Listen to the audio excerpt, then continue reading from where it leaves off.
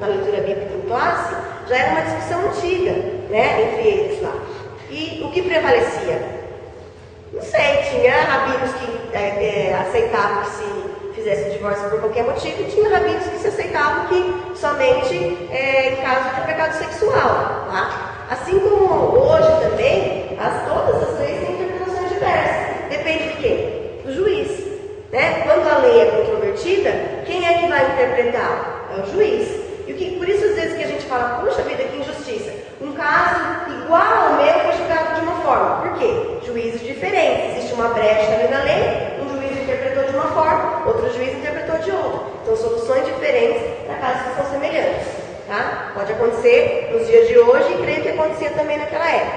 Então só para ficar registrado que existiam essas duas escolas na época, então que a discussão já é antiga, acerca de quando é possível o divórcio. Vamos continuar aqui. Nenhuma lei do Antigo Testamento incentivava alguém a divorciar-se, mas servia como base legal para a proibição de outros casamentos com a mulher divorciada. Como nós vimos no texto que o irmão Leandro leu, né, do Deuteronômio, que diz que se a mulher fosse repudiada pelo marido, se casasse com outro e fosse repudiada por esse também, ela não podia voltar a se casar com o primeiro marido. Então isso era uma regra. Tá? Não podia. Isso era considerado abominação ao Senhor. Então isso era uma regra lá na lei em Israel. Tá? O divórcio era um ato extremo. Malaquias 2,16, que diz que Deus odeia o divórcio. Né? Infelizmente, muitos que conhecem a palavra do Senhor se divorciam por qualquer motivo. Tá? Então, ainda hoje, existem pessoas que, por qualquer motivo, como nós já bem lembramos no começo, probleminhas do dia a dia, motivos pequenos, muitas vezes vão se acumulando, as pessoas querem o quê? Se divorciar. Mesmo conhecendo a palavra do Senhor, elas não querem entrar em um entendimento do seu cônjuge, querem se divorciar. As principais reclamações que a gente escuta, as pessoas que chegam, né, até nós assim, com, eu quero me divorciar, mas o que aconteceu? Primeira coisa, acabou o amor, não amo mais, né? Então, irmãos, não é dessa forma. Eu acho que a pessoa que ama, ela não deixa de amar de uma hora para outra. Da mesma forma que o amor de Deus por nós é infinito, ele não acaba, deve ser o amor entre marido e mulher. Ele nunca pode se acabar, ele pode se desgastar pelos desentendimentos, pelo cotidiano, pelas brigas, pelo dia a dia, né? Pode se desgastar, mas acabar não. Então o que acontece? Muitas das vezes as pessoas têm preguiça de exercitar o amor. Principalmente com a pessoa que está sempre ali do nosso lado, a gente fala assim, deixa eu lá, vai. Pode fazer um carinho, pode fazer um agrado, acaba fazendo por quê? Tá ali mesmo do meu lado, sempre vai estar. E não é, essa pessoa precisa de um carinho, precisa de um agrado, precisa de uma palavra, muitas vezes. A gente vai, muitas das vezes, no nosso dia a dia, negligenciando algumas coisas com o nosso cônjuge que precisam ser trabalhadas. Então não é que acabou o amor, acabou aquele primeiro encanto de quando a gente é namorado, que é todo o tempo aquele chameio, aquele carinho, né? Aquela coisa gostosa de namoro e tal. No casamento não vão ser todos os dias assim. Quem casa pensando que vai ser todos os dias como se fosse um namoro, está enganado. Vai trabalhando isso na sua cabeça, porque não vai. Nós vamos ter dias melhores e dias piores dentro do nosso casamento. Então não acabou o amor, irmãos. O que acabou é esse encanto, essa vontade de agradar o companheiro, aquela coisa de chegar e ter vontade de chegar, não é a hora que acaba o trabalho para chegar e ver, e dar um abraço, um beijo. É isso que nós, maridos e mulheres, né, esposos e esposas, tem que trabalhar no nosso dia a dia. Mas eu já estou velha, tem tantos anos de casamento. O amor nunca envelhece, né? Então é uma atitude de carinho, uma atitude de amor, de afeto com o nosso cônjuge, com o nosso companheiro, é sempre bem-vindo. E a gente exercitando isso no nosso dia a dia, a gente nunca vai chegar e falar assim, acabou o amor, né? Não acaba o amor. Muitas vezes pode acabar o encanto, mas o amor ele permanece. Assim como o amor de Deus, nós devemos tanto, valemos tanto, e o amor de Deus ainda prevalece, permanece por nós, né? Então o amor ao nosso cônjuge deve ser da mesma forma. Outra reclamação que a gente ouve muito, problemas financeiros, gente. Então nós temos que ter tomado muito cuidado com problemas financeiros. Por quê? Acaba o casal se endividando, não pensando antes de fazer as coisas, compra algo que não podia comprar, que não estava dentro do planejamento familiar, ou acontece de repente um desemprego do marido ou da mulher, e a economia se enxuga e muitas vezes não, a pessoa não tem que enxugar o orçamento, acaba acontecendo dívidas, e aí um começa a acusar o outro.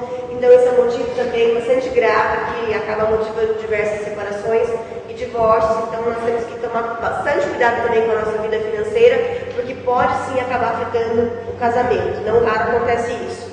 Outra reclamação que a gente escuta é a perda de interesse sexual pelo companheiro ou pela companheira. Tá? Não tem mais aquele interesse no começo, então o marido reclama, ou a própria mulher reclama, e o que acontece?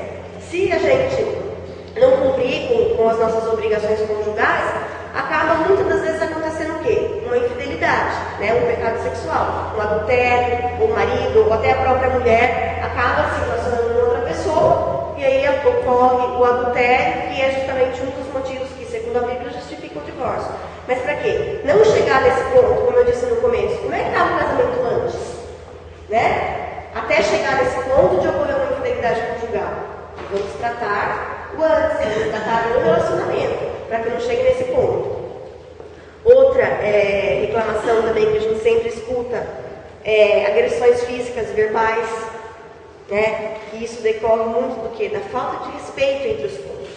O amor é essencial, mas o respeito é mais essencial. Por quê? Quem ama respeita.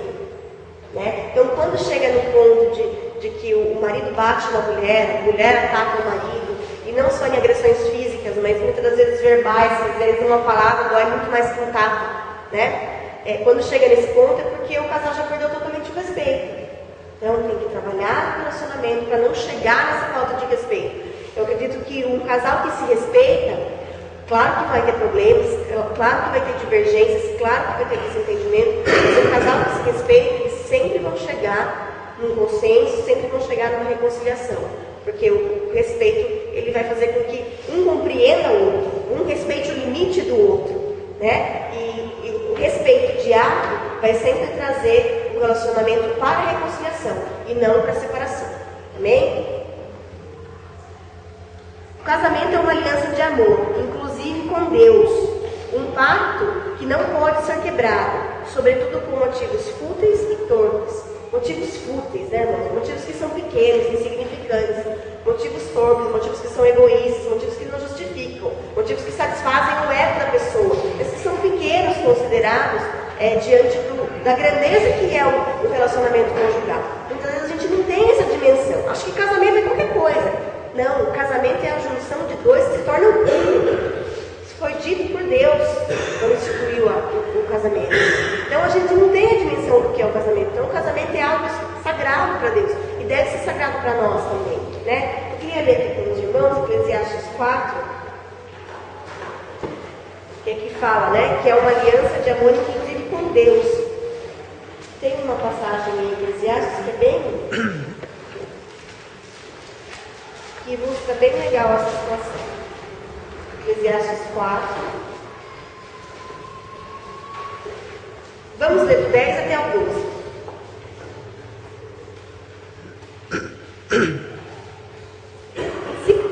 Pois se caírem o seu companheiro será uma lástima ao que estiver só, pois caindo não haverá outro que o levante. Também se dois dormirem juntos, eles se aquecerão, mas como se aquecerá apenas um? E pensei, dois podem resistir muito mais. Uma corda dobrada 3 vezes não parte facilmente. Então, se dois podem resistir muito mais, o cônjuge é o marido e a mulher. Uma corda dobrada 3 vezes, ou seja, o marido, a mulher e Deus, não se rompe facilmente. Então, é um cordão de 3 dobras, né? É um relacionamento conjugal, o modelo do relacionamento conjugal cristão. Homem, mulher e Deus. E esse laço não se rompe facilmente. E aqui também eu gostaria de deixar só uma ideia aqui para os irmãos, né? Que o pacto não pode ser quebrado, sobretudo por motivos fúteis e torpes. Já pensou, irmãos? Vamos só refletir um pouquinho nisso. Se Deus, nós temos uma aliança com Deus, certo? A partir do momento que nós nos convertemos, aceitamos a Jesus, tomamos a decisão de nos batizar, nós formamos uma aliança com Deus. Já pensaram se Deus resolve romper essa aliança conosco por um motivo fútil? Por qualquer motivo? O que seria de nós? Se todos os dias nós estamos aí, sujeitos a pecado, pecando, errando, e Deus sempre tendo misericórdia nas nossas vidas. Imagine se por qualquer motivo Deus resolvesse romper a aliança conosco. Seria difícil, né, irmãos? Então, da mesma forma, no nosso casamento, não é por qualquer motivo que a gente pode romper a aliança. Amém? 2. A carta de divórcio.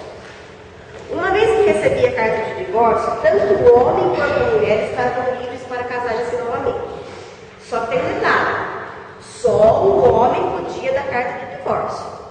A mulher estava livre para se casar de novo. O homem também. Mas a mulher não podia falar: não quero mais você, quero me divorciar. A mulher não tinha esse direito. Só o homem podia dar carta de divórcio. Embora a mulher pudesse constituir um novo casamento, ela não podia pedir o divórcio. Tá?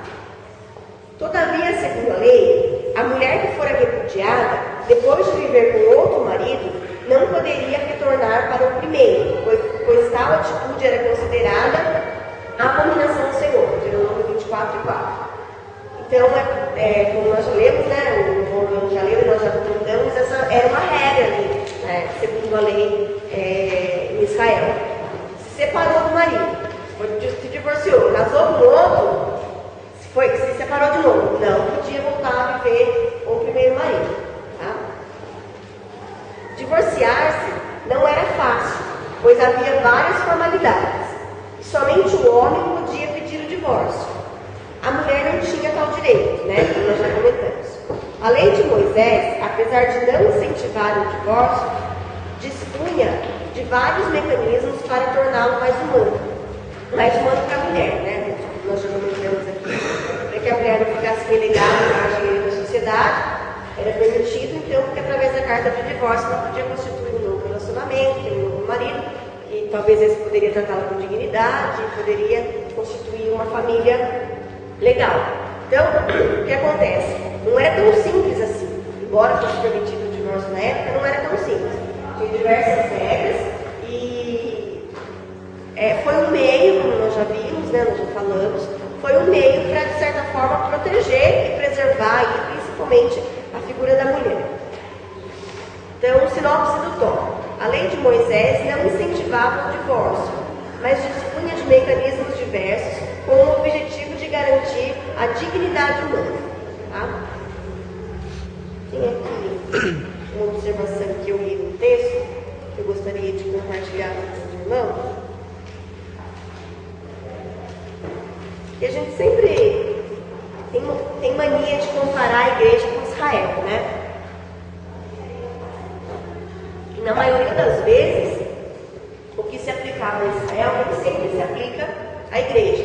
Às vezes a gente fala assim: mas em igreja só diz, mas em Israel era permitido, mas era por qualquer motivo, ele podia repudiar a mulher, etc. Então, só para a gente refletir, para a gente não ficar com invejinha ou ciúminho de Israel, né? Que a gente possa refletir um pouquinho sobre esse texto que eu achei bem interessante. É um texto do evangelista Luciano de Paulo Lourenço. Ele diz assim: e for para coibir abusos e evitar excessos, por causa da dureza dos vossos corações, conforme Jesus afirmou, que Moisés permitiu o divórcio. Desta forma, se o divórcio for permitido por Moisés e tolerado por Deus por causa da dureza dos corações dos israelitas, com o objetivo de proteger a mulher da violência, da humilhação imposta por seus maridos, então quer nos parecer que nós, cristãos, não podemos nos basear no mau exemplo de Israel para a aceitação